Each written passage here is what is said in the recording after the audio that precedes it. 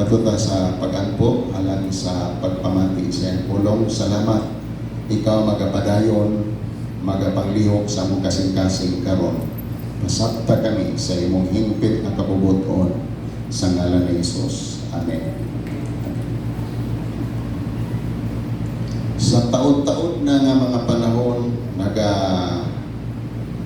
nagatuon kita mahitungod sa pagkinabuhi sa magayod ni Kristo. Living like Christ. Amen? Pagkinabuhi sama ni Kristo. Ora o panapos na nako ni sa series o ato ning tibawason pinaagi ni ining mensahe karon. Living for Christ. Wala kita gitawag na mahisama sa ubang Kristohanon. Gitawag kita sa magayod ni Kristo. Ako na nag-explain kanang murag Kristohanon. Questionable kay nang dako. Naon sa magpaagi usab nga mahimtang mahisama gayod ni Kristo. Unsang pamaagi? Dili murag Kristohanon apan sama gayod ni Kristo igsoon. In fact, the best way to live your life is to live your life for Christ. Pinakamaayo yun, pinaka the best. So kanang gitungtungan nimong sanga karon o dili pa na pinakamaayo, pangayoon ta na sa Ginoo nga putlo na lang na. What seems good to us sometimes it is detrimental to our growth. Magkapadaot tinuon sa itong pagtubo. Kung kanang blessing ni mo karon o kanang imong kadato karon maunalay hinungdan makapalayo kas Ginoo, may putlo na lang nato ng sangaha. Kay labon sa wala pay blessing, grabe kadot-dot sa Ginoo. Wala man makapas labaw sa tanan ang Dios nga mahimo kang mabulahan. Ang gusto sa Dios mahimo kang mahisama. Kaya gusto niya siya maging uban nimo. Or ikulbaan na tagalin ang nga prayer. Kaya kasagaro na ba na itong prayer, Lord, panalangini ko. Pero kung mauman lang galing na kanang uyap o unsa man galing, wala sa ko mag-ingon ninyo ha, mga ninyo. Kung nagkapa-impirno na lang galing sa imong kinabuhi ng imong kapikas karon buwagi, wa sa ko mag-ingon ana. Kay we have to work out compatibility lain ako nga subject. But what I mean in some other issues in life, kung naabutang nga pwede na itong buwagi, putlo ng sanga para nga mahibalik ang grasya. Kay usahay igsuon, mo na'y nakapamaot hinoon sa atong batasan kanang daghan ng kwarta. Kapantay ba mo? Ang tao magila sa unsa ang iyang kadaghanon sa kwarta. Kung gamay na sa kwarta mo, lain po batasan o nadaghanan rapot mausap gihapon. So asa man gyud ani, depende ra ni makaigsuonan sa imong pagsumitar o surrender sa Ginoo na ay kwarta o wala. Amen ba? Pero mas may dito na kwarta. Amen ba? Ay gamay ra mo amin. Wag ka o yun, kaya tingali gahon-haon. Kining bago na itong kinabuhi ni Kristo makaigsuonan, gusto niya nga mahisama gayuta ni Kristo. This new life, the purpose of new life, not to make you richer. Dili nga mahimong mas mudato pagyud ka o mas malampuso pagyud ka. The very purpose of new life in Christ, mahimo kang makasinati og life-changing spiritual experience. Mo na gitawag nga born again. Mahimo doon na bago nimo kasing-kasing, bagong tinguha, bagong pangandoy, bagong muna-muna, bagong kinaiyahan. O labaw sa ngatanan, tingaliwa pa ninyo kung madunggan, gusto sa Diyos o madamlan, makaangkon kang bagong lawas. Sa karoon itong wali na dunggan, bagong espiritu, bagong pagkatao. Pero naapoy bago nga bagohon sa Ginoo ang imong lawas. Okay? Ito na hinahinayon o explain. Review sa tagamay sa atong mga niaging nga mga wali nga the basis of Christ likeness, Romans 8:29, 2 Corinthians 3:18, 1 John 3:2. Giplanuhan ng daan sa Roma 8 ang imong kausaban na imong maisama ni Kristo. Giproseso na pinagi sa Espiritu 2 Corinto 3:18. 1 John 3:2 gipanagdan ng daan nga mahimutang maisama ni Kristo. Review gamay sa Roma 8 kay sukad pagkaniadto nasayra na sa Dios kung kinsa ang iyang mahimong anak o giplano na niyang daan. Giplano niyang daan nga mahisama sila sa iyang anak nga mao si Jesus, mahisama sa iyang anak. So giplano ng daan. Sa 2 Corinthians 3:10 part B o kining gahom nga gikan sa Dios, gikan sa Ginoo nga mao ang Espiritu Santo. O sa tuyo nini aron nga kita mahimo mapadayon pagbago kanato aron nga sa ngadto mahisama kita kaniya ngadto. Okay? Aron sa ngadto dunay gradual nga proseso mahisama kita kaniya. Muna gustos Ginoo labaw sa ngatanan. There will be a gradual change. Dili tingali diha dayon. Some people experience a very drastic change in their lives. Idawat nila si Kristo pagkaugma nahimo nang nabago. Kagahapon adi pagkasunod adlaw di na gyud mo tilaw. Magkaigsunan that is very spectacular testimonies nga dunay drastic changes. But there are some, it takes years and years. It is a gradual change. Usa ka process nga mahitabo sa gagmay mga ang sa taas na panahon aron nga usab. O mahimo na siya nga kausaban gihapon. Okay? Sa 1 John 3:2 atong makaplagan magkaigsunan mga hinigugma karon mga anak na kita sa Dios apan wala pa nagpadayag kung maunsa kita sa kaulahian. Baluan nato nga kun pabot na si Kristo mahisama kita kanya. Kay makita gayud nato siya sa iyang pagkasiya. Bantayan pulo mahisama kita kaniya sa dihang magkita na nato siya. Unsa man nga panahon ang pag-abot ni Kristo, panahon kini nga mahimong mahisama kita kaniya, unsang bahina nga parehas kita kaniya, kini makaigsunan ang adlaw nga ilisdan na ang atong lawas. Ting-ilis ning lawas, dili ting-ilis o batasan. Ang ting-ilis sa batasan karon, proseso karon, mao kini ang muling sa Espiritu karon. Aron kita mahimong mahisama ngadto parehas kaniya. Pero sa inikta kita nato niya, dunay pagkausap ug ang kausaban lawas ang mausap. Ang batasan mao na nila siya. Hinanglan nga magkamao kita nga maproseso karon.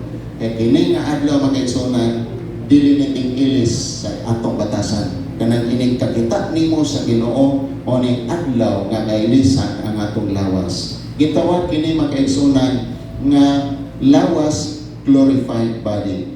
Kaasa na makita sa Bible pastor. Dinita magsugod sa 1 Corinto 15:35. Apang adunay mamutana, unsaon man pagkabanhaw sa mga patay, unsa man lawasa ang ilang maangkon.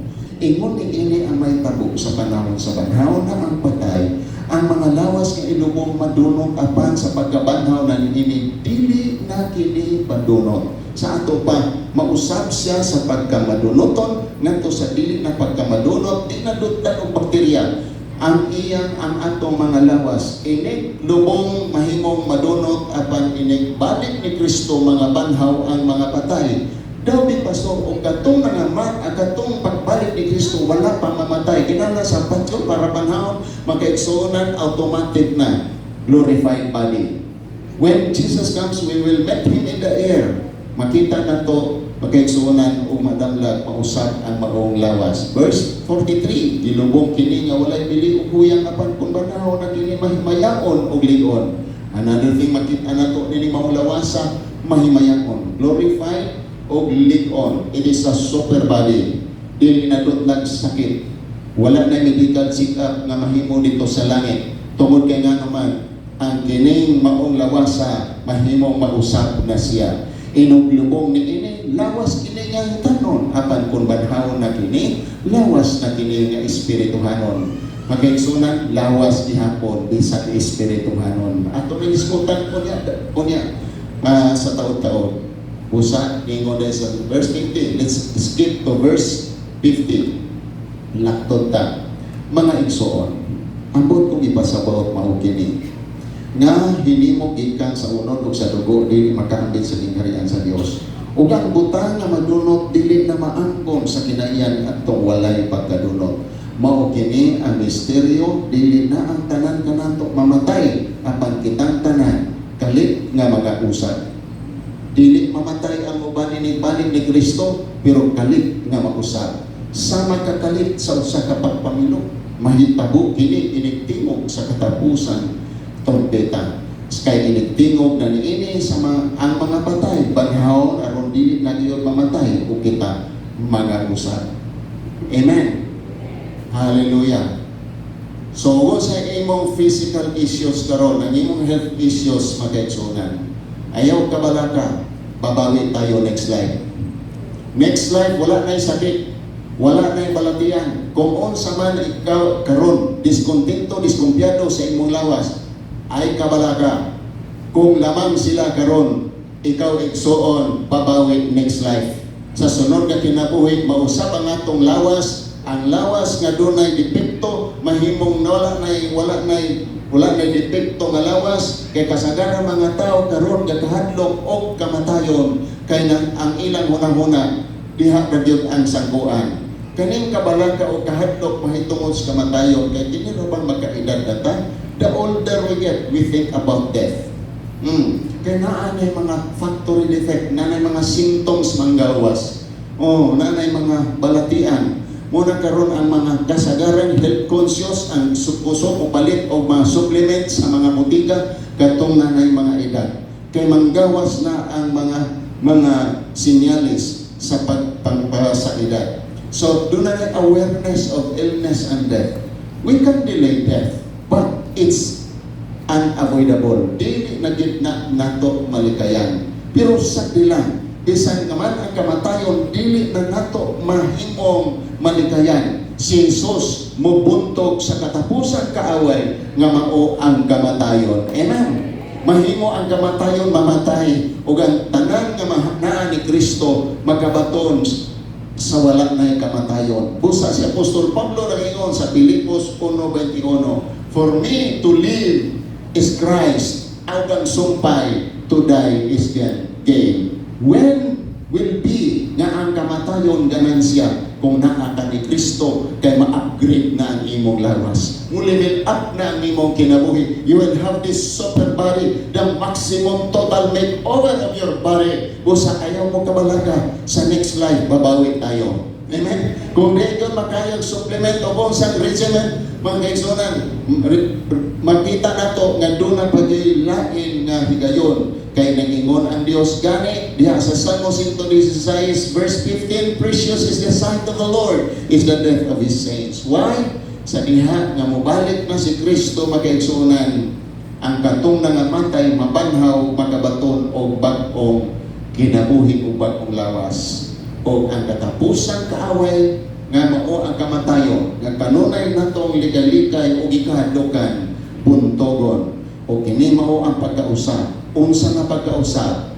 You will have a glorified body, incorruptible body, spiritual body. Unsa man nga lawas kining spiritual body, lawas nga sama gayon ni Kristo. Kaya nagingon ang 1 John 3:2, mahisama gayon ni Kristo. O sa may lawas ni Kristo magkaigsunan. Mingon si Kristo sa din nabanhaw siya, mingon siya sa iyang mga apostoles, labi na kang Thomas. Luke 24:29. Look at my hands, look at my feet. You can see that it's really me. Touch me and make sure that I am not ghost, because ghosts don't have bodies as you see that I do. Ang spiritual body, dunay body. It can be touched. Mahikat makita ang kini nga lawas. Amen?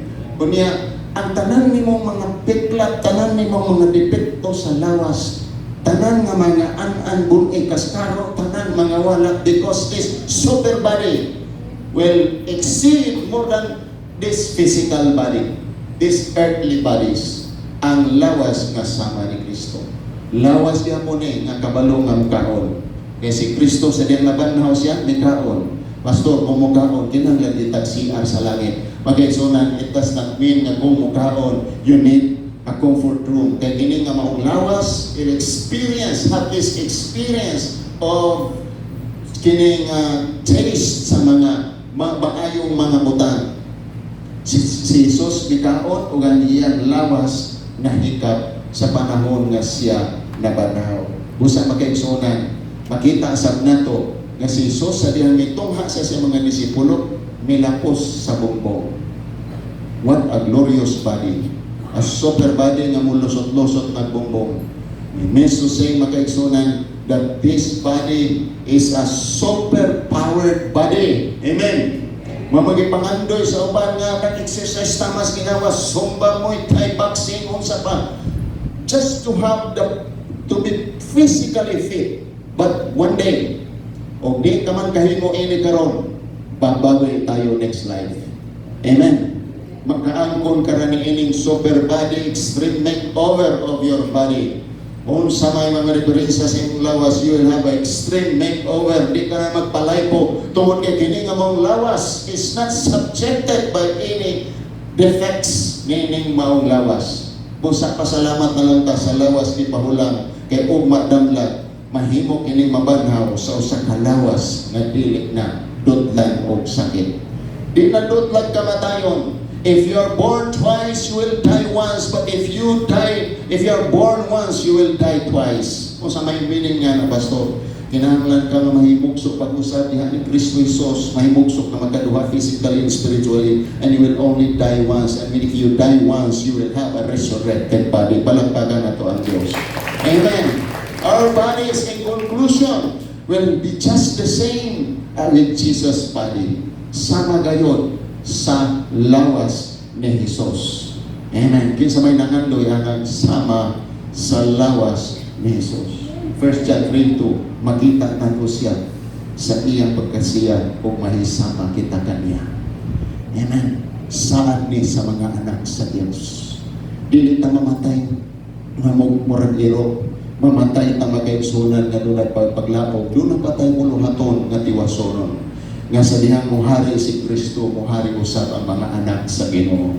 Dili ka dinaw-daog ni Antikristo kung dili ikaw mananao sa unsa man ang kaaway ni Kristo. So as of now, sa pagkakaroon, we must take care of our body. Amen? We must take care of our body. Tungod kay kining maong lawasa maoni, if the more you take care of your body, the more capable to fulfill your purpose.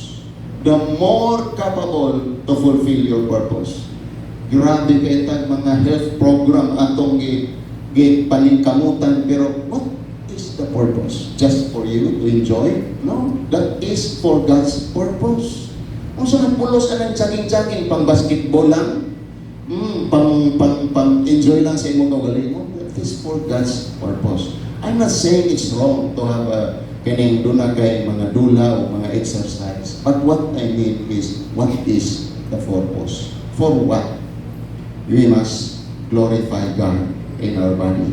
Kaya nga naman, kahit mahal ang iyang pagpalit ka na to, busa, ingon sa Apostol Pablo sa 1 Corintios 6:20, gamitan ninyo ang inyong lawas sa pamaagi na madahil ang Diyos. Gamita ang inyong lawas. Kung sa ating manon ato atong lawas, before kini mailisan sa usa ka laing bagong lawas, gamiton kini para sa katuyuan sa Dios. Noon like medical check-up nga pagabuhaton, di mo mabalaga, di mo kuhaan og dugo, di mo kuhaan kidney, di mo kuhaan pantog. This is a medical check-up nga lahi sa inyong nadamdugan. This is to remind us, we must take care of our bodies. Amen? Ang uban mo mahadlok og sikap kay ingon sila, Pastor, madiskubrihan ko no nila ilang sakit, ingkod, dili, para mahibaluan nimo unsay kulang. Ang balik magpasikap kay makahibalo no silang sakit. Kinahanglan nga mahibaluan ato atong kulang, imong potassium level, ang imong unsay imong blood pressure, para nga mabantayan nimo unsay kulang. Then we can glorify God in our bodies as we continue to serve God. Usayo ang gihatag sa Dios kanimo. Bukod saan ka ng lawasan nga gihatag sa Dios kanimo, ayaw abusay gamitan sa kahimayaan sa Dios. Are you willing? Gamiton ba gamiton sa Dios ang imong lawas?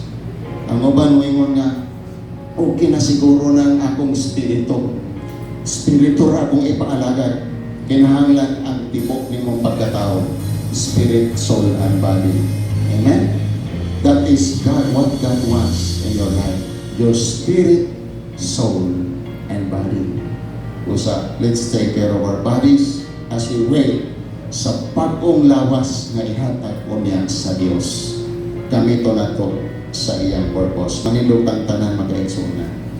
Father, we thank you, Lord, today. Salamat sa imong pagpahinumdom kanamo.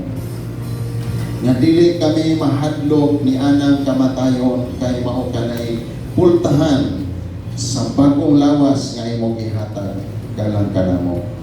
Dili man tingali kami nangayo sa kamatayon apan maandam sa adlaw na unya nga imong bawikon kini kinabuhi ang karon. Ikaw, Dios, among pag-aasaligan, tugyanan. Isa kung sa man ang among kakulangon, ka magatampo sa among pag-inahanglan. Labi na, Ginoo, sa among pagpangalaga, pinaangin ini maong lawas. Higpita ang kaayuhan, sa dihang inigbalik inikakita namo kanimo, Ginoo. Usa kami sa mga katawhan nga mga usap ang among lawas. As of now, we pray, Father God, that you will provide us with good health so that we can serve you with all our hearts, with all our strength, with all our minds. Nagampo kami, Ginoo, ikaw manalangin ka namong tanan. Ining kawutago, give ka sa atong atos na pataan. In the mighty name of Jesus. And everybody say, Amen. Amen.